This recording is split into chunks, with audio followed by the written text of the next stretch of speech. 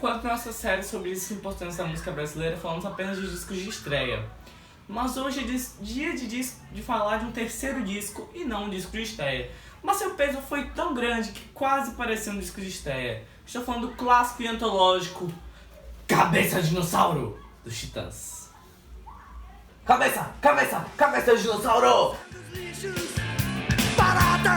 Me deixa ver suas patas! E bem, como de costume, vamos contar um pouco da história da banda, que é um pouquinho complicada de se resumir. Mas, de certa forma, 90% da banda se conheceu no Colégio Equipe, onde estava 8 dos 9 integrantes fundadores da banda. Todos tinham projetos paralelos, até que no espetáculo A Idade da Pedra Jovem, uma ópera rock baseada em Tommy do Leroux, todos entraram e surgiu a banda formada inicialmente por Branco Melo, Arnaldo Antunes, Paulo Miklos, Nando Reis, Sérgio Brito, Tony Belotto, Marcelo Fromer, Ciro Pessoa e André Young. Todos compunham algo e ninguém sabia realmente tocar, mas o desejo de mostrar as composições falavam tão alto que eles foram aprendendo enquanto ensaiavam. Com 6 vocalistas, a banda foi batizada pela namorada de Arnaldo, que se inspirou em uma série de enciclopédias que dizia Titãs da Ciência, Titãs da Música, e assim surgiu os Titãs do Iê-Iê, tirando sarro com o termo da Jovem Guarda Iê-Iê. Em 15 de outubro de 1972, no Sesc Pompeia, a banda fazia seu primeiro show com um repertório praticamente todo de músicas originais, que iam do punk ao brega, sempre com essa mistura de gêneros. Gravando uma fita demo em 83, que chegou nas mãos de Peninha Schmidt, o grande produtor que, a pedido da Warner, estava em busca de novos talentos para a gravadora. Ele automaticamente se surpreendeu com a variedade musical de cada faixa, mas enquanto ele ia atrás da banda, houve um problema. Ciro Pessoa se revoltava, pois queria tocar apenas rock ruim, enquanto a banda ainda defendia a visão de tocar de tudo.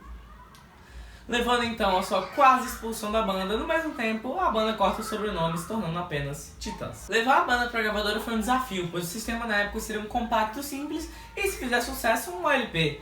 Desse formato saíram bandas como Traje a Rigor, Kid de Abelha, Blitz, porém os Titãs eram 8, com 5 cantores e todos compositores. Seria difícil escolher 2 músicas para apresentar a banda, e depois de muita discussão, eles conseguiram gravar um LP. Produzido pelo próprio Peninha, que apesar das gravações complicadas, foi lançado em agosto de 84, e lançado junto do disco, o compacto de Sonífera Ilha e Toda Cor. Apesar do grande sucesso radiofônico das músicas do compacto, o disco vendeu pouquíssimo e aparecendo toda semana na TV, a banda não tinha um grande sucesso, fora a única música sobre um radinho de pilha. E na virada do ano, mais um problema. A banda notaria como André Young não estava na mesma direção da banda, o que levou a sua expulsão. E a entrada de Charles Gavana assumindo as baterias. Gravado em 2 semanas, o segundo LP Televisão é lançado em 85, traz um repertório ainda mais eclético que o primeiro, sendo cada faixa considerada um canal de TV. A produção ficou a cargo de Lulu Santos, que foi um caos, já que ele não se comunicava muito bem com o resto da banda. E apesar do sucesso da faixa título Invisível, o disco vendeu ainda menos que o primeiro, e Nós Vamos Invadir Sua Praia do Traje Rigor fez jus ao nome e atropelou o disco dos Titãs. O Traje atropelou a gente, né? Eles fizeram um sucesso monstruoso, Nós Vamos Invadir Sua Praia, e a gente ficou de patinho feio na gravadora. E o Branco chegou e falou assim, o trabalho tá uma merda, a divulgação é uma merda, a gravadora é uma merda, começou a falar assim. Porém, em Televisão tem 2 músicas finais que darem um toque do que viria para a banda. Autonomia e Massacre traziam uma influência claramente punk e hard rock incentivados pela prisão do Arnaldo e Tony no final de 85, onde Tony foi preso por porte e Arnaldo categorizado como traficante por ter fornecido heroína a Tony. A banda resolveu fazer um disco realmente mais pesado e realmente punk. Porém, outro desafio. Essa era a última chance da banda, já que se o disco não fizesse sucesso, a banda perderia o contrato.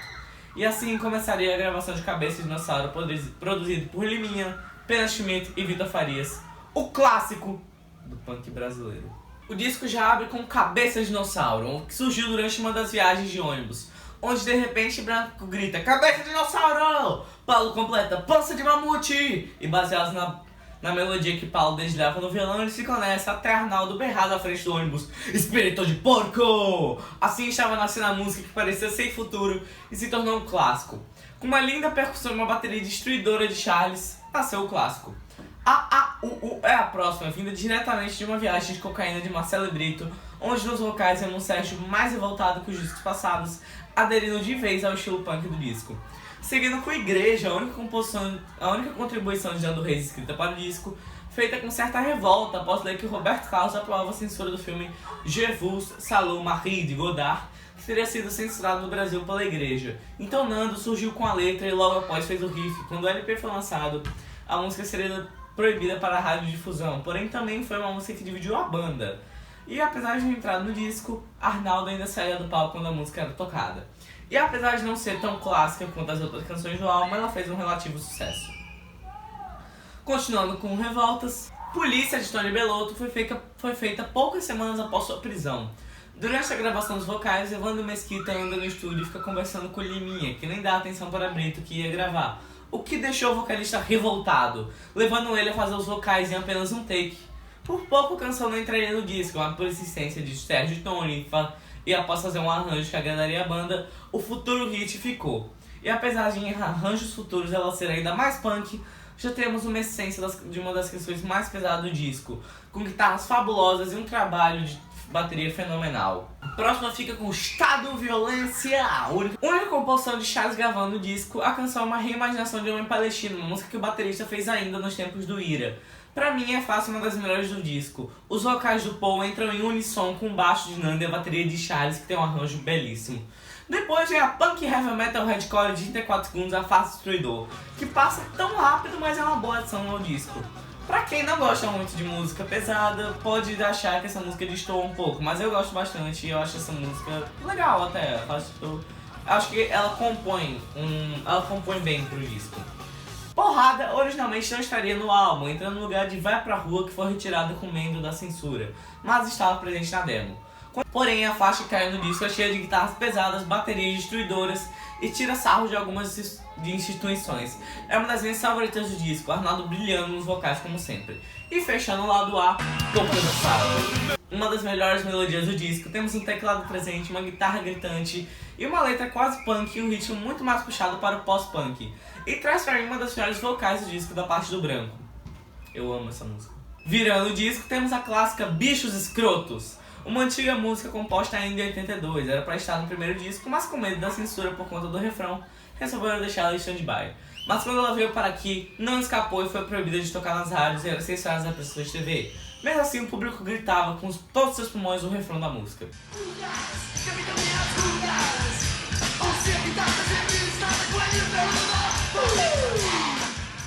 Traz um dos melhores trabalhos de baixo do Nando e é simplesmente uma das melhores músicas do disco.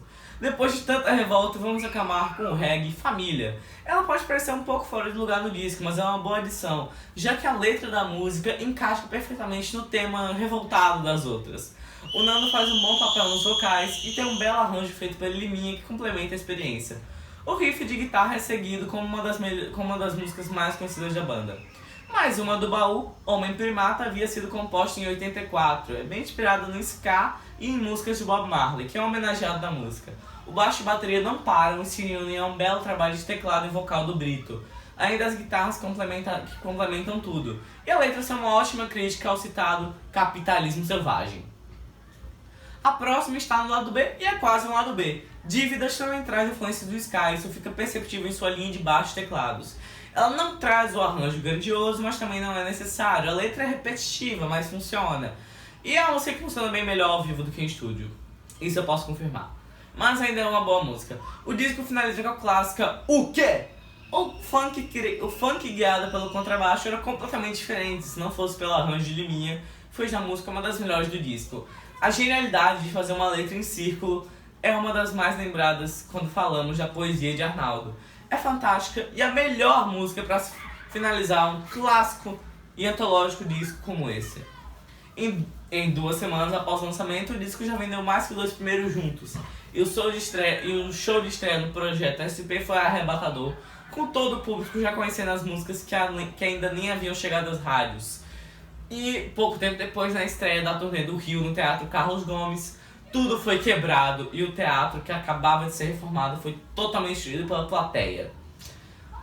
Basicamente, o disco todo foi um hit e estourou no país, levando os Titãs ao status de uma das maiores bandas do rock brasileiro, com um álbum considerado por muitos o melhor do rock e da música brasileira, ocupando a posição de 19 nos melhores discos brasileiros na Rolling Stone. É um disco que eu amo, é fenomenal, e Cabeça de Dinossauro, mesmo após tantos anos, continua sendo um clássico atemporal com suas letras que algumas até hoje podem ser atuais e assim, uma performance linda. Sem dúvida, Cabeça de Dinossauro é um dos melhores discos do rock e da música brasileira. Até a próxima nessa nossa série sobre discos importantes da música brasileira. Desculpa se os vídeos estão ficando cada vez mais rápidos. Eu realmente não sei se é porque não tem muito o que falar ou se eu encurto muito o roteiro. E até a próxima na nossa série sobre discos importantes da música brasileira. Até mais. Não pode ser que